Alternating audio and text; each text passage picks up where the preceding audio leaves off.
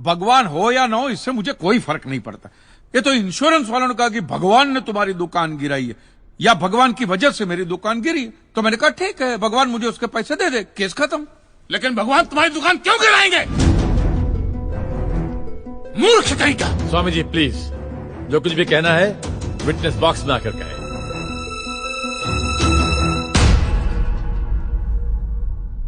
एतस्य पातिकीं क्षम्यताम्, एतस्य पातिकीं क्षम्यताम्। ईश्वर इसके पापों को क्षमा करे। भगवान तुम्हारी दुकान क्यों गिराएंगे? मैं भी तो वही कह रहा हूं, भगवान मेरी दुकान क्यों गिराएंगे? उनको तो बहुत और भी इंपॉर्टेंट काम होते होंगे। तो आप ये इंश्योरेंस वालों से कह के मेरे पैसे दिला दीजिए, बात खत्म हो जाती है। इंश्योरेंस कंपनी भी आपके पैसे क्यों दे? इंश्योरेंस के टर्म्स एंड कंडीशंस पर आपकी साइन है। Exhibit number 1 sir. बस तो मिलोट फिर मुझे भगवान को ही पकड़ना पड़ेगा। तो फिर बुलाइए वो राम जी, शिव जी, गणपति, जिससे भी आपकी पट्टी कीजिए, हड़गुम्बा तांडव बिंडो करके उधर। मूर्ख! मोक्ष की प्राप्ति होती है तभी भगवान मिलते हैं। तेरे जैसे तुच्छ मनुष्य के लिए भगवान धरती पर नहीं आएंगे। होंगे तो आएंगे ना महाराज। अरे क्या इतना लाखों का टर्नओवर है आपको, और थोड़ा ही सेटलमेंट करना कर दीजिए, मैं तो कैश डिस्काउंट भी दूंगा। सच। I object my lord. भगवान की सेवा कार्य को धंधा कह रहे मिस्टर कांजी, बिजनेस? हाँ, ये बिजनेस ही है मिलोड, बिल्कुल बिजनेस है ये। किसी भी धर्म स्थल पे जाइए तो सबसे पहले पार्किंग का पैसा दो, फिर वो छोटी लाइन, स्पेशल लाइन में खड़े रहने का पैसा, फिर फूल, चद्दर, कैंडल खरीदने का पैसा, और दान पेटी बिल्कुल मूर्ति के सामने ही रखते, जैसे सर झुका पैसा डालना पड़ता है। और ये लोग तो भगवान के प्रसाद के लड्डू का भी पैसा लेते हैं मिलोड।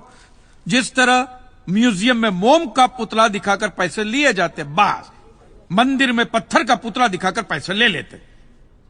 और पुजारियों की तो सैलरी भी होती है, इनकी छोटी है, उनकी बड़ी है। और आपको तो इनकम टैक्स में भी बेनिफिट है कि नहीं है? तो फिर इसमें सेवा कहां से है?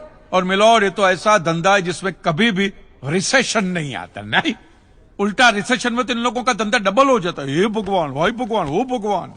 रिलैक्स। चलो मान लीजिए कि ये लोग धंधा करते हैं, फिर भी आपको पैसा क्यों दे? इंश्योरेंस में आप प्रीमियम भरते, इसलिए आप इंश्योरेंस से पैसे मांग सकते, लेकिन मंदिर वाले आपको पैसा क्यों दे? क्योंकि मैंने इनके मंदिरों में भी प्रीमियम भरे हैं महाशय। What nonsense.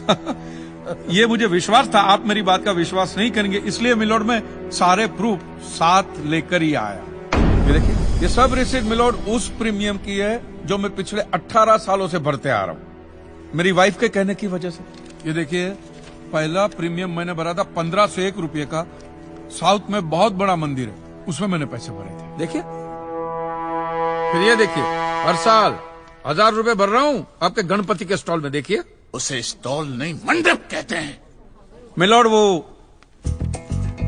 मेरी सासू मां बीमार रहती थी, तो मंदिर वालों ने कहा कि 11,000 रुपया दो, पूजा कराओ, फिर देखो। तो पूजा कराई और सासू मां टपक गई। चलो वो तो अच्छा हो, लेकिन 11,000 भी गए, और एक भी रुपया रिफंड का नहीं दिया उन्होंने मुझे। फिर ये देखिए, ये मस्जिद का चंदा, दरगाह की चद्दर, चर्च की कैंडल, फकीर की झोली, बाबा की अगरबत्ती, माँ की चुंदड़ी, टोटल में 10-10.5 लाख रुपया इन सारी दुकानों में भर चुका हूं। बस क्या दुकान लगा रखा है? इसे मंदिर कहते हैं, मंदिर। और मंदिर में लोग अपने परिवार की शांति और समृद्धि के लिए अपनी इच्छा से पैसा देते हैं। तो मैंने भी मेरे परिवार की शांति और समृद्धि के लिए ही पैसे भरे थे महाराज, कोई गन्ना चूसने के लिए इन्वेस्ट नहीं किए थे। लेकिन आपके भगवान ने मेरी शांति उखाड़ के फेंक दी, क्योंकि भूकंप तो मिलोड सिर्फ भगवान ही ला सकते, इंसान के बस की तो बात है ही नहीं। तो मुझे बताइए, मेरा हक नहीं बनता?